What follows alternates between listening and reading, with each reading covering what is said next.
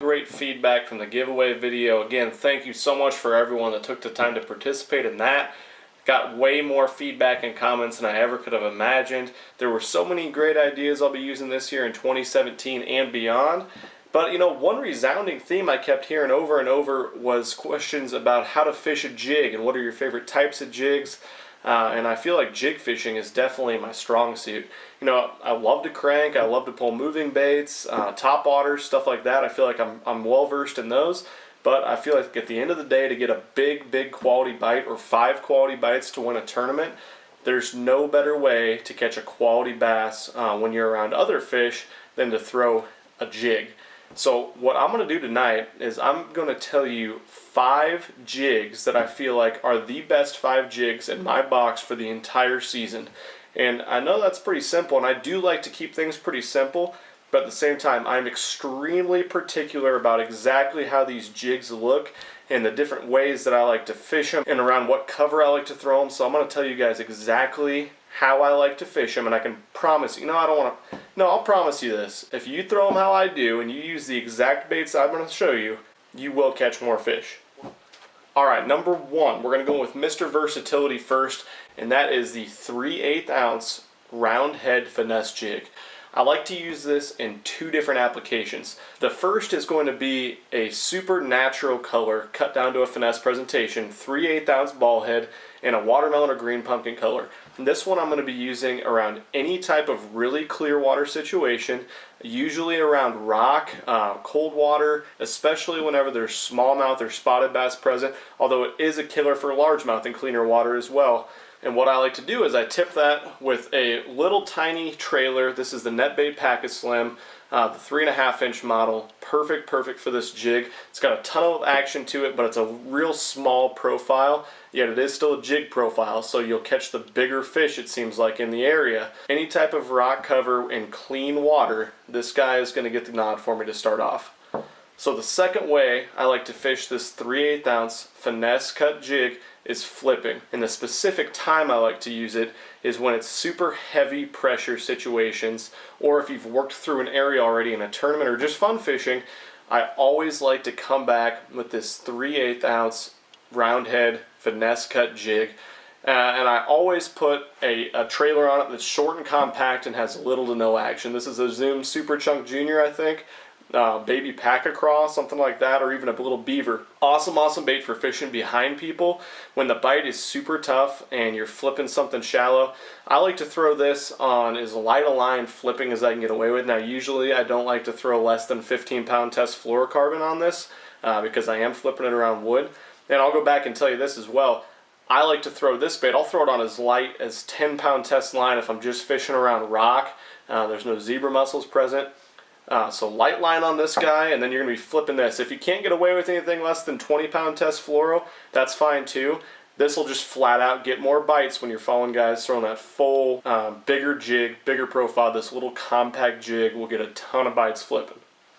Alright, number 2, you guys have seen me throw this guy a ton. It's a 3/4 ounce football head jig, and I will throw this all season long, from when the ice goes out to when the ice comes back on. It's a deadly bait, and I feel like I can get away with this 3/4 ounce head anytime I'm fishing deeper than 5 or 6 feet of water. You know, unless you're fishing a super nasty rock pile and like less than 10 feet of water, then I will bump it down to a 1/2 ounce or even a 3/8 ounce size if I'm fishing riprap or something.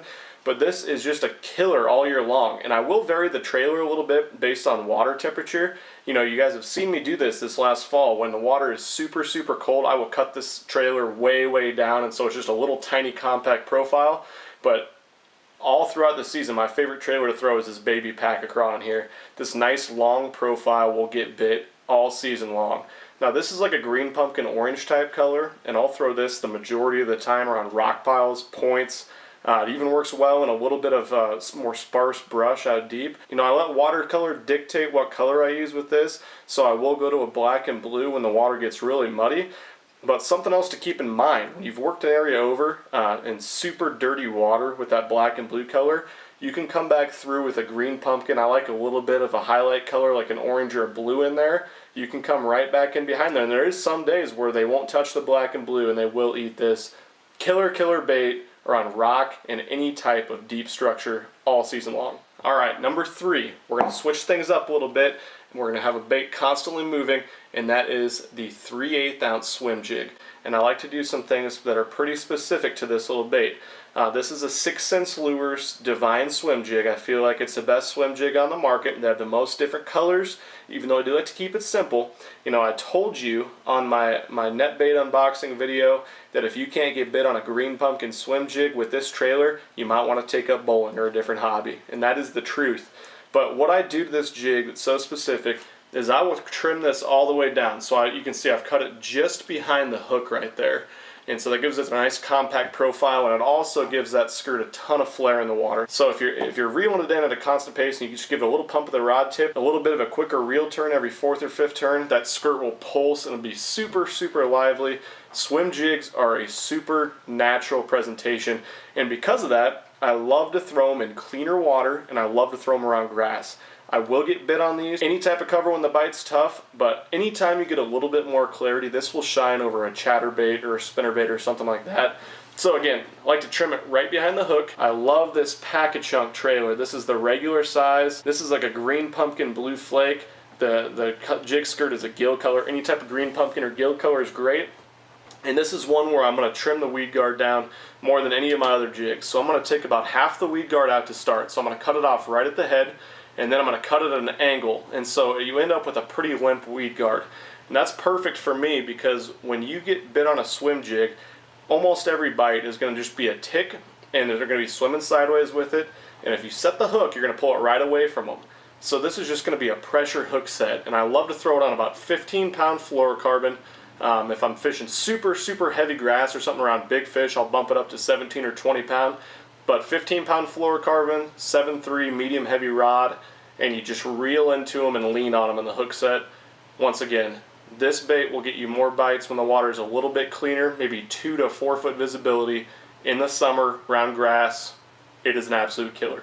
All right, here you go. Number 4, it's going to be this big ol' dirty mop jig you saw me make a couple of videos ago. Check down in the description. I'll leave a link down there if you want to know how to make your own mop jig, and really any jig for that matter. But this guy right here is an absolute killer. This is a 3/4 ounce football jig, and that's what I like to tie it on almost always. I like to pair it with this baby pack-a-craw because it, again in that mop jig video you saw, it stands up really, really well.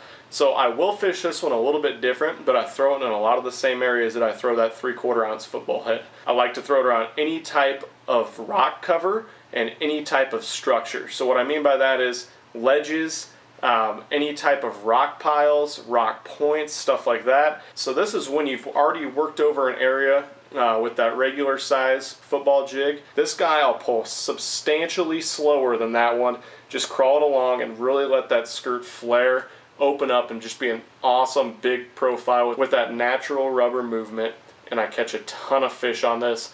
And I think, and honestly, you'll catch big fish on this, but I get a lot of smaller bites on it too, and I think it just draws them in from further away. So it's good for 2-pound keepers just as well as it is for 5, 6, 7-pound kicker fish in tournaments. Awesome bait though. Try it out. If you haven't tried a mop jig, it's a great alternative, something that a lot of the fish haven't seen yet.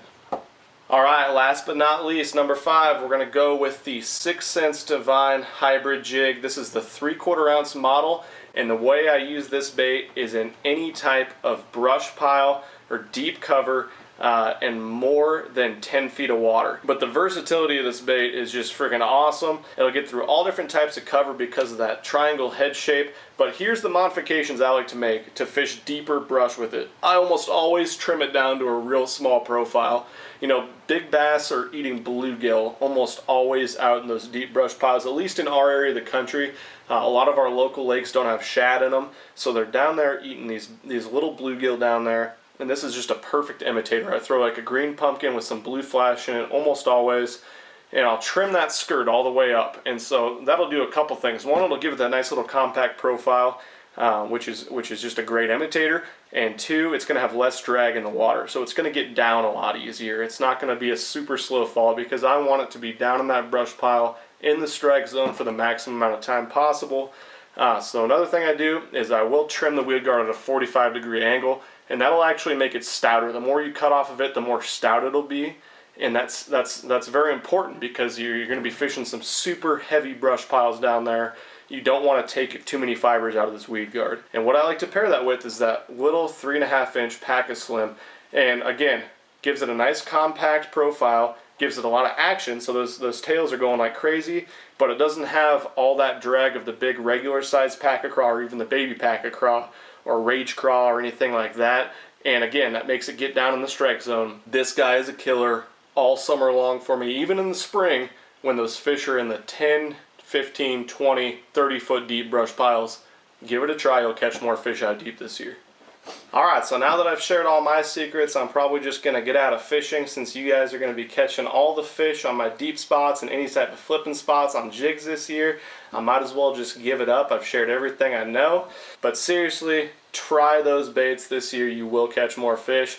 So what we got coming up, I'm going to try to make a couple more videos this week. I'm going to go fishing both days this weekend. Tomorrow night, check it out, Benjamin Nowak's channel. Tomorrow night on Wednesday night, 7 p.m. Eastern time, so 6 p.m. Central time, we're going to be doing a live stream. Ben's channel is super cool. I think if you like my channel, you'll like his. Really good dude. We're going to be talking some fishing on there and answering a lot of questions live. So if you want a chance, you know, I try to respond to every single comment. I couldn't quite respond to all 500 comments on the giveaway video. I tried. You have a chance to have any type of questions answered live on air. I will try to answer all of them on there. I'll be on there for about an hour, 6 p.m. Central Time. Check it out tomorrow night, Benjamin Nowak's channel. As always, thanks a ton for watching. Hit that subscribe button right down there to see more of these videos.